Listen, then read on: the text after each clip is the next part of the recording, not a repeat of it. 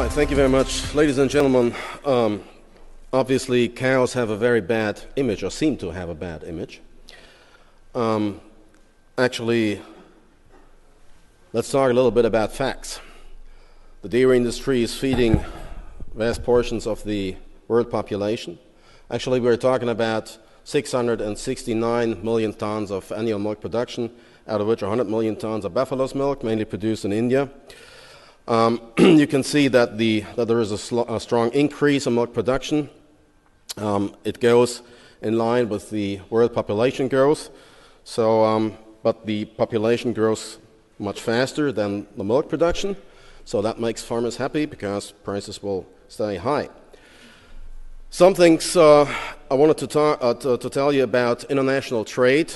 Here are some figures that are totally misleading because, for example, within the EC we are manufacturing an annual volume of about 150 million tons of milk, and it looks as if the exportation of 12.5 million tons was the only export of the EC. Well, in terms of international law, that's correct, because the EC has now 27 countries, and all what happens within the EC is internal trade. This is not international trade.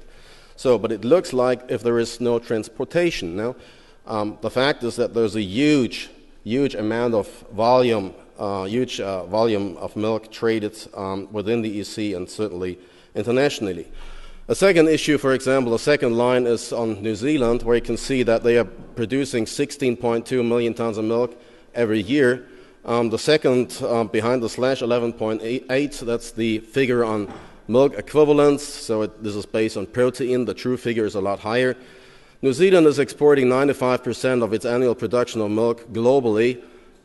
Major part goes to Asia, and a smaller portion, for example, 50,000 tons of butter every year goes to Europe.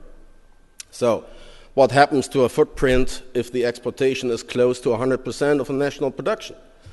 I guess there are some questions behind that. You can also see that for Australia. Australia is actually exporting 65% of its annual production.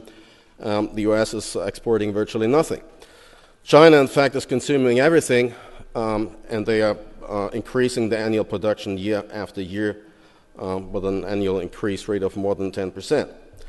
India is the largest single producer of milk. They get more than 100 million tons, and they are now a net exporter on the world market. And they are exporting to as much as 70 countries, actually. So, I guess you have heard about FAO, the Food and Agriculture Organization of the United Nations. They have estimated that the total greenhouse gas emissions input from agriculture is about 14%. I've seen other figures, maybe 18%, but that may be due to the fact that dairying is probably not included in these 14%. Now, they have also calculated that the methane global emission makes about 3% only from dairy cows. Now, we're talking about methane only. But when it comes to Europe, for example, 87% of all greenhouse gas emissions come from ruminant digestive fermentation. And we do have in Europe about 24 million cows. So if you look at greenhouse gas emissions, we could all send them to the slaughterhouse, but then you wouldn't have any milk anymore. Now in Asia, it's not dairy, it's rice. We have heard a presentation from Japan, and Polish rice is a very popular product there. In Asia, the majority of the greenhouse gases stem from rice production. Now, in regard to nitrous oxides, 70% of nitrous oxides are derived from agricultural soil management, and then you can easily decide where the most space for maneuver is available, and this is soil management. Now, if you look into the dairy industry as a whole, with the understanding that we're talking about dairy farming and dairy processing, then we believe that 80% of all greenhouse gases emitted come from dairy farming, and only 20% of these greenhouse gases from dairy processing.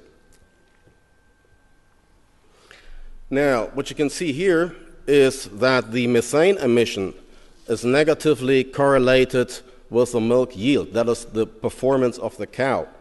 If you look at the left row, you can see these 6,500 kgs of milk annually produced by a dairy cow. Well, this is an average proportion here in Germany, for example. It makes of 442 liters of methane every day. And then you have the red figure of 24.8 liters per kg of milk. Now, if you look way down, you can see that a cow with only 3,400 kgs of milk annually will arrive at 41.1 liters of methane per kg of milk. So what we see is if we increase the performance of the cow, the emission of methane per kg of milk will decrease. I think this is a very important figure. By the way, all the things that I'm presenting to you are based on 60 international studies, partly published, partly not yet published, of the International Dairy Federation. Here's a more technical paper dealing with the CO2 footprints for milk. I'm showing here the calculatory basis. This is only an excerpt, so the sums that I'm showing are not really correct. But in the middle of the table, you can see a red figure saying it's 119 kg of methane per cow and year. This figure will go in with the factor 20 because methane has a global warming potential of 20. So this 119 times 20 goes into the total sum of 5,125 carbon dioxide equivalents. And you can see this is the burping factor. This is something we cannot really improve unless we find better ways to feed our cows. But the problem is, if the cow is a high-performance animal with 6,500 kg on average, for example, here in this country, how do you want to improve the feeding management? You cannot just put in less concentrate or more concentrate. It will have an impact on the metabolic system. So this is not an easy task. One of those red figures way down is the total equivalent in carbon dioxide in grams per kg of milk, 640, and within the brackets with a question mark, the figure of 1,000. Now, if you look at the table in the rear of the room, the back of this room, you would find, for example, a milk package with 1 liter of Korean milk saying it got 792 grams carbon dioxide. Well, this may vary from country to country. It may be rather low in countries where the performance of the cows are pretty low, such as in New Zealand. These figures will be very high in countries where the performance is very high.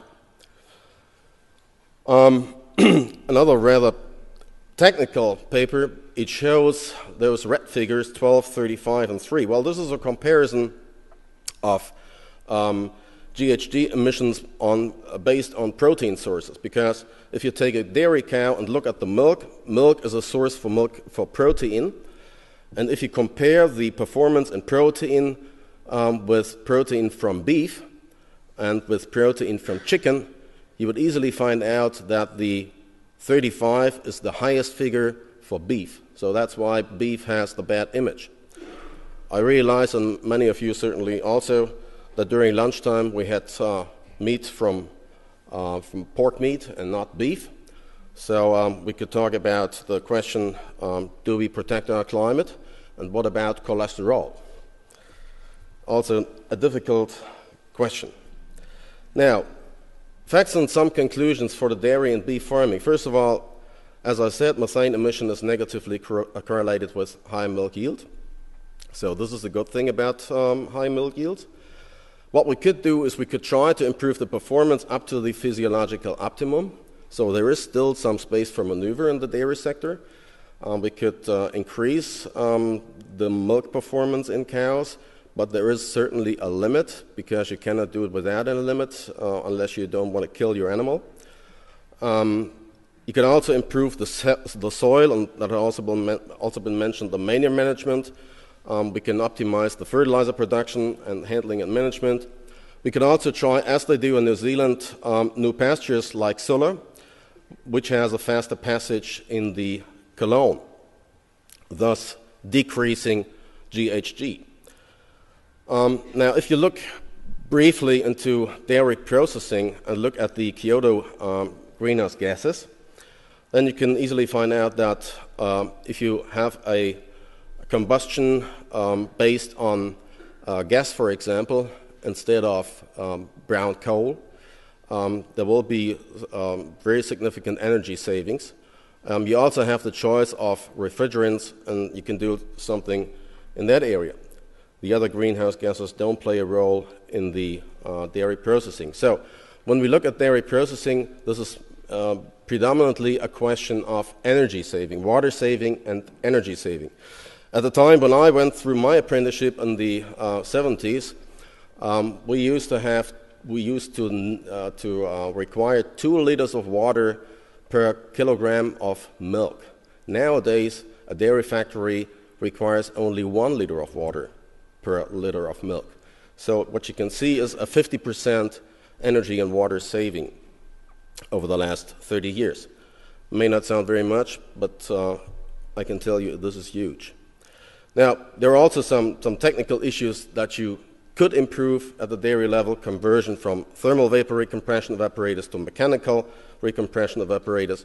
You could utilize reverse osmosis, some technical processes that are applied for pre-concentration purposes. You could optimize CIP. CIP is a cleaning in place process that is required to clean the whole place. There are new process control systems. We could use lower temperatures.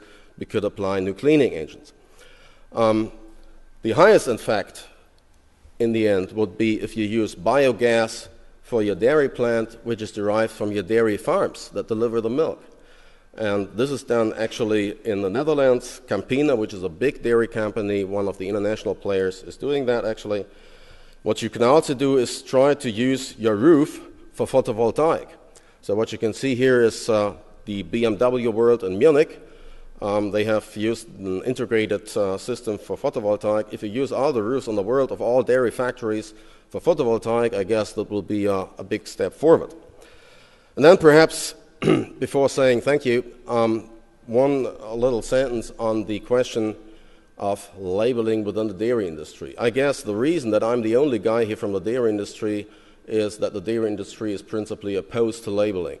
They do understand that they are responsible, each and every one and every plant around the globe, for climate protection issues. That's certainly quite clear. But the label doesn't help. This is the view expressed by all those people that I've been in touch with in the dairy industry globally.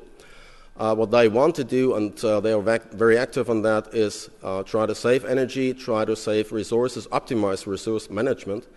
And we believe that this is the way forward for the dairy industry and also for agriculture, I guess. Thank you very much.